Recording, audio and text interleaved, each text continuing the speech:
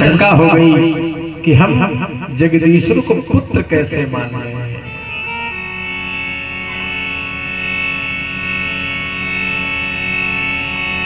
तब मेरे नारायण ने विचार किया कि मेरे माता पिता मेरे ऐश्वर्य का, मेरे भगवत भाव का इनको ज्ञान है। अब इनको हमारा ठीक से ज्ञान भी नहीं कि हम तो इन्हीं के पुत्र हैं। सांत्वना दी भैया बाबा को।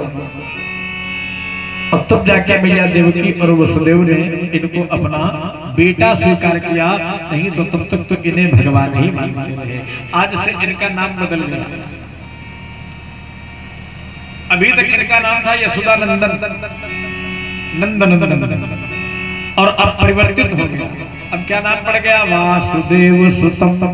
किसका बेटा? वसुदेव का, जिसने कंस चाणूर मर्दनम, जिसने कंस और चाणूर को मारा। देवकी परमानंदम कृष्णम वंदे जगद्गुरु। आज से नाम बदल गया। अब ये हो गए देवकी नंदन, पहले थे यशोदा नंदन, अब हो गए देवकी नंदन। पहले थे नंदन, अब नाम हो गया वासुदेव। ऐसे नाम बदल गए महाराज, क्योंकि गर्गाचार्य ने तो कहा था ना, गुण कर्मानुरूपाणि, जैसा गुण जैसा कर्म जैसा रूप वैसा नाम। आज भैया देवकी ने इन्हें अपने हृदय से लगाया, और हृदय से लगा करके इतना रोई है भैया। याद आया है जिस माता की प्रत्येक संतान का वध हो जाए, महाराज उस मां के हृदय पे क्या गुजरेगी। रोती रोती भैया देवकी कृष्ण और बलराम को हृदय से लगा के कहती, लाला अब तुम हमें छोड़कर जाओगे तो नहीं, कहीं ऐसा तो नहीं कि तुम हमें छोड़कर चले जाओ। बिहारी जी ने वचन दिया, भैया अब हम तुमको छोड़कर कहीं नहीं जाने वाले। अभी महाराज अपनी माता पिता के सानिध्य में ही थे, और तब तक जरासंध के पास जो अस्थि प्राप्ति गई थी कंस की पत्नियां, उन्होंने जाकर रो रो के हाथ बताया कि वृंदावन से 2 बालक आए, उन्होंने हमारे पति का वध कर डाला। अब जरासंध ने सजाई सेना, अब सेना सजा के मथुरा पर कर दिया आक्रमण। सुखदेव बाबा कहते हैं जरासंध ने मथुरा पर आक्रमण किया 17 बार, और हर बार भगवान नारायण ने इसकी सेना का संहार किया, इसे छोड़ दिया। सब सेना मार डाले और अकेला जरासंध छोड़ दिया। परीक्षित बाबा कहते हैं, महाराज छोड़ा क्यों, मारा क्यों नहीं? भगवान तो दुष्टों का दमन करने के लिए ही आए हैं, फिर इनको क्यों नहीं मारा?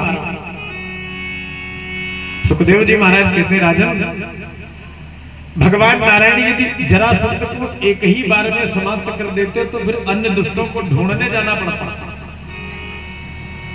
और जब इसको छोड़ते गए तो ये जब जब आया तो अपने साथी जितने थे दुष्ट उनको खुद ही ढूंढ ढूंढ के ला रहा। हमको ढूंढने जाने नहीं पड़ेगा, वो खुद ढूंढ के लाता रहेगा। इस प्रकार भगवान ने 17 बार इसको पराजित किया और मारा नहीं। यहीं से नारद बाबा ने कालेवन को भी भ्रमित कर दिया जाए।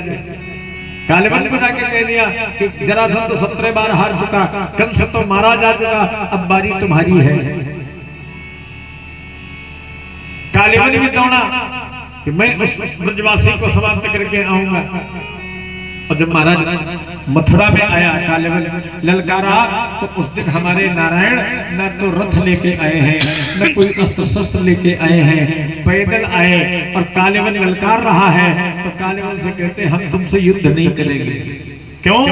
इसका नाम ही कालेवन है। बोले तुम्हारे शरीर से बड़ी बदबू आ रही, दुर्गंध आ रही है। अब किसी से कह दो तुम बहुत बदबू करोगे, कर रहे हो, तो उसे बुरा लगेगा। तो जब कहा तुम्हारे शरीर से दुर्गंध आती है, तो कालेवन खिजला के दौड़ा। अब भगवान यहाँ पर आगे आगे और पीछे पीछे कालेवन रण छोड़ के भागे हैं, इसलिए इनका एक और नाम पड़ गया, बोलो रण छोड़ भगवान की। यहाँ रण छोड़ के भागे, आगे आगे ठाकुर जी पीछे पीछे कालेवन दौड़ाता जा रहा।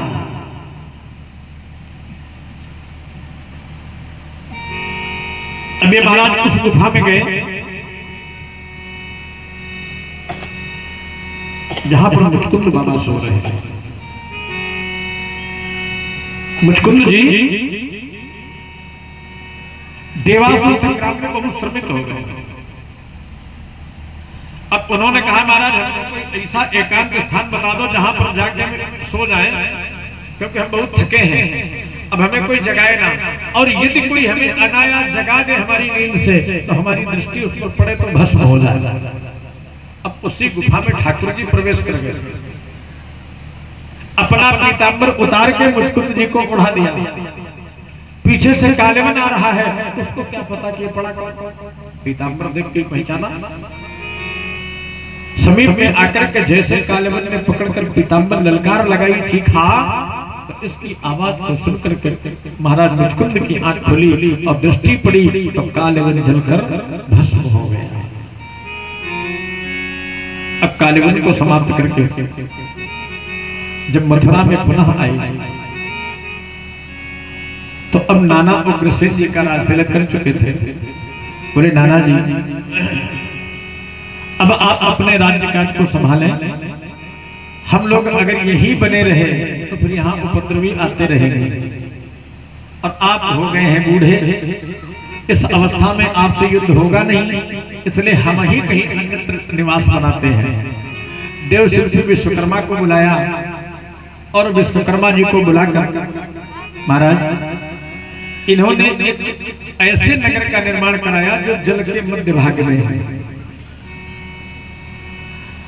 जल के मध्य भाग में, और अपने सभी अनुयायी मित्र मंडली के लोगों को योग निद्रा में सुलाया, और योग माया के प्रभाव से ये सोए थे मथुरा में और आंखें खुली जाके गुजरात में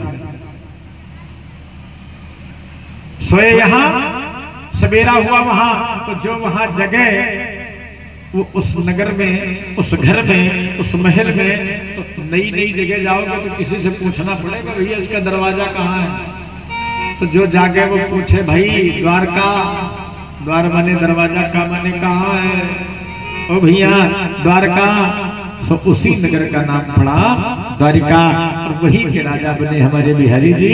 बोलो द्वारिकाधीश भगवान की। अब महाराज द्वारिका